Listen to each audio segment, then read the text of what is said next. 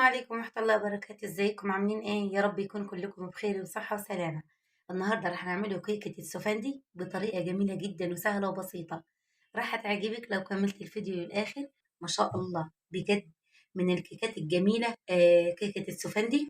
يمكن راح تعجبك لو جربتيها، راح تعجبك أكتر من البرتقال. خفيفة معانا وهشة. ولو أول مرة تشوفي قناتي فضلا ليس أمرا، حط لي لايك واشتراك، ويلا بينا نسمو بسم الله ونصلي على الرسول ونبدأ المكونات على طول. احنا معانا مكونات كيكة السفندي. طريقتها سهلة خالص وجميلة، وكيكة السفندي راح تعجبكم جدا جدا.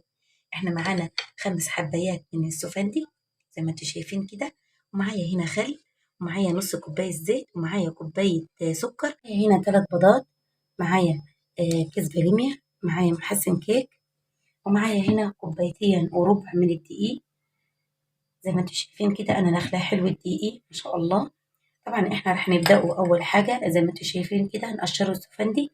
ما شاء الله انا قشرت يا جماعة ما شاء الله، وشلت البذر، اهم حاجة البذر تشيليه. اوريكم واحدة كده عشان بس اطولش الفيديو عليكم. قشريه بالطريقة دي، اهم حاجة تشيلي الالياف ديت عشان دي بتمرر معاك الكيكة. شيليها. تيجي نقطعوها في النص كده. قطعناها السفندي من النص، نجي نجيب الشوكة كده وتشيلي البذر. حاجة سهلة خالص زي ما انتم شايفين كده.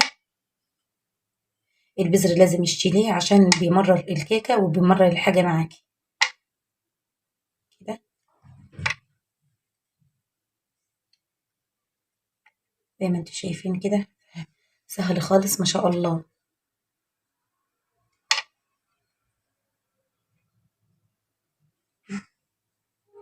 ما شاء الله.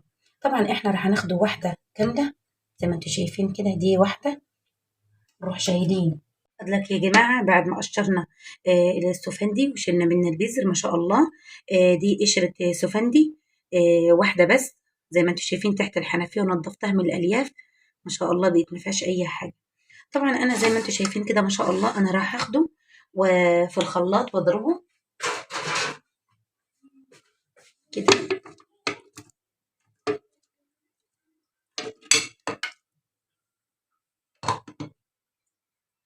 السفندي هنا يا جماعة ما شاء الله. طبعا أنا راح أحط لها زي ربع كوباية مية، ما يحصلش أي حاجة بس عشان الخلاط بس يلف.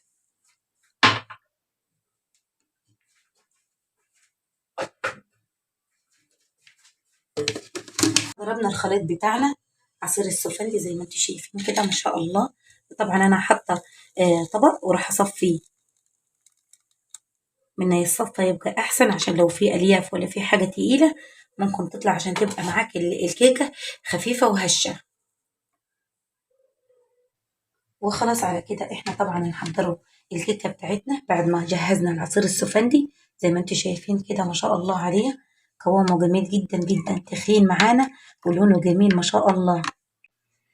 زي ما انتم شايفين كده انا هحط في الخلاط 3 بيضات، واحط هنا معايا ما شاء الله كوبايه سكر، احط معلقه من الخل.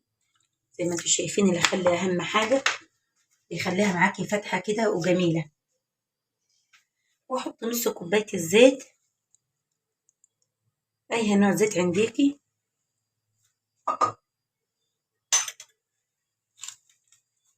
احط هنا الفانيليا بتاعتي الجميله ما شاء الله. طبعا السفندي ريحته جميله جدا يا جماعه.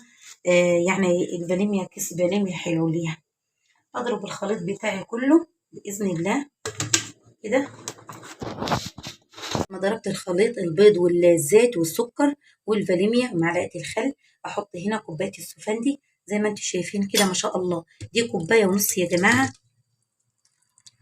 كوبايه ونص بكوبايه السكر حطيتها زي ما انتم شايفين كده ما شاء الله. دي كوبايه ونص يا جماعه سفندي بكوبايه السكر، كوبايه ونص بس انا حطاهم في مج كبير. اضرب الخليط مع بعضه باذن الله في الخلاط وارجع لكم تاني. بس على كده ضربنا الخليط بتاعنا كله ما شاء الله بتاع الكيكه زي ما انتم شايفين كده جميله جدا وريمت معانا ما شاء الله. طبعا احنا محضرين 2.25 كوباية من الدقيق نحط لهم كيس بيكنج باودر ما شاء الله. اقلبه كده.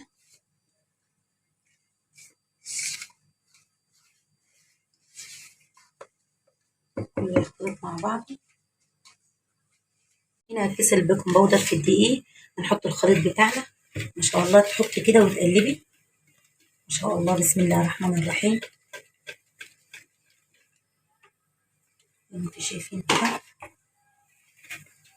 طبعا هي يا جماعه انتوا عارفين الكيكات مش بتحب التقليب الكتير، يا دوبك كده بتربي بس الدقيق كده مع بعضه وخلاص. انا جبت الصينيه زي ما انتوا شايفين كده، دهنتها بمعلقه زيت وغلفتها بالدقيق. اكب الخليط بتاعي ما شاء الله. بسم الله الرحمن الرحيم. زي ما انتوا شايفين كده قوامه جميل جدا يا جماعه. هو القوام الجميل ده بتاع الكيكه اللي راح يخلي الكيكه بتاعتك جميله جدا ما شاء الله. اللهم صل وسلم على سيدنا محمد.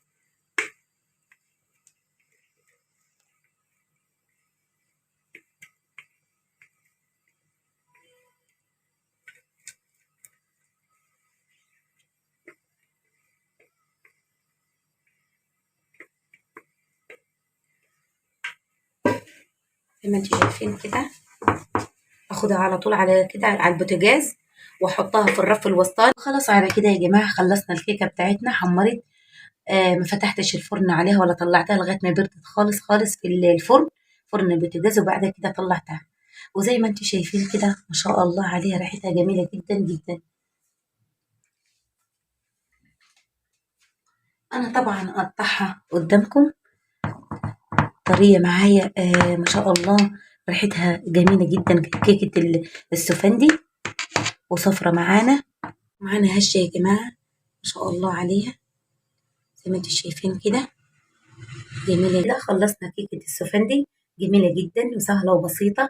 امشي على خطواتي وانت راح تعملي احلى كيكة ما شاء الله عليها.